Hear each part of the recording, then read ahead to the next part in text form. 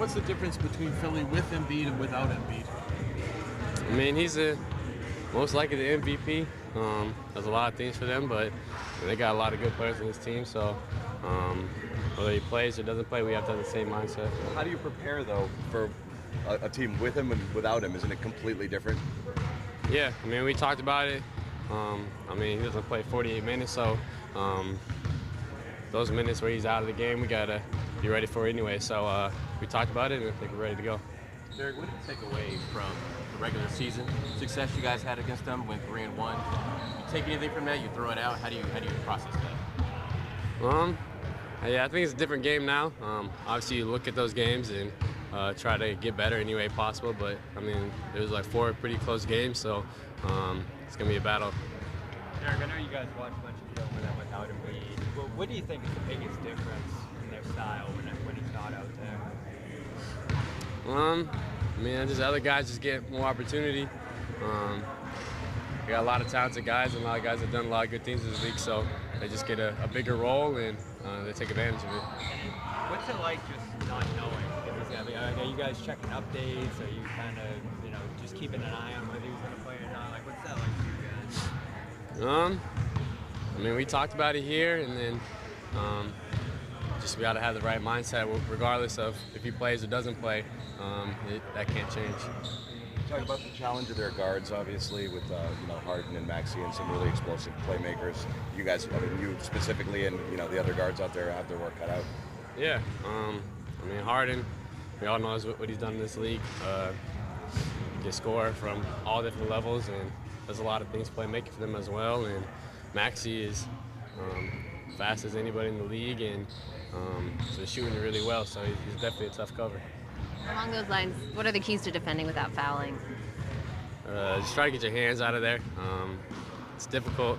I mean, those guys are the best at it, and try to defend without fouling, but just getting your hands out and just being solid.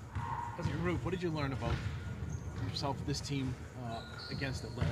How does that prepare you and help for this series? Yeah, I mean, they challenged us. I think outside of really game 1, it was competitive each game, and we handled the adversity well, and we just got to continue to build on that and get better. You're surprised at the overall parity in the NBA playoffs so far. You've got a 1, a 2, a 3, and a 4 seed all going down in the first round. Yeah, I think it's been like that all year. I mean, that's the great thing about the playoffs is that if you aren't ready, and anybody can be beat and anybody can win, so it's definitely a challenge each and every night. Derrick, do you see the Sixers as a rival? Do you guys talk about the history between those two franchises? Yeah, I mean, I think we're all aware of the history. I think some people have played in it. I mean, this is gonna be my first series against Philly, and I mean, I think like the crowd and everything is just a little bit different when it's Boston versus Philly. You see Grant kind of work through some of the DMPs, games with less minutes out there. For him to be able to go out there in Game 3, Game 5, give you guys what he did, how have you seen him prepare for those moments? I mean, he's just in here working, always prepared, and then during the game, whether he thinks he's going to play or he doesn't think he's play, he's locked in, he's supporting us, he's the first one off the bench of timeouts, so just little things like that. It's just he's a great teammate, and he's always ready to go when his name is called. How tough is that then for him? You kind of had to lift him up through some of those off games. Yeah, I mean, it's not easy. I mean, all your life you play, and then you not to play is tough, but he's handled it well. Obviously, some guys have pulled him aside and helped him out, but he's just a good guy, and he's done a lot of things for this team. I saw Grant didn't like the ruling in the horse game you guys were playing over there. Did the call go in his favor after he complained?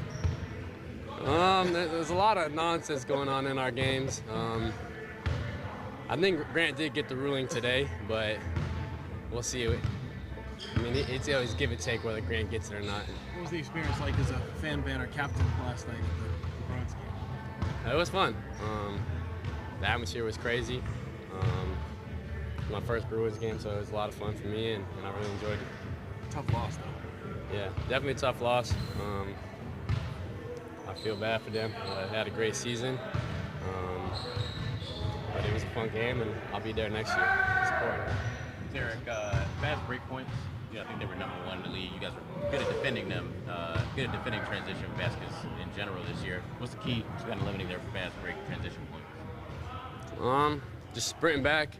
Obviously, turnovers and stuff like that will help them out in transition, but just being solid offensively, and then you don't get the rebound, you got to sprint back, match up, and try to find their shooters quickly. Is that like a point of emphasis for you guys, like in that area? Yeah, I think it's a point of emphasis. A lot of teams right now with the pace of everybody, and we got to be good in that area.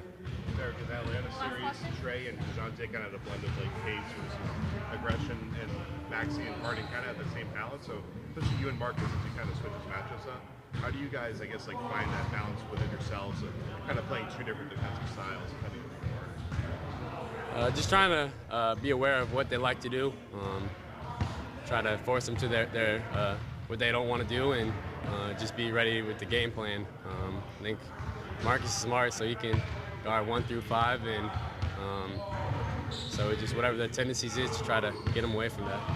Presented by your New England Ford dealers. Built for America. Built Ford proud.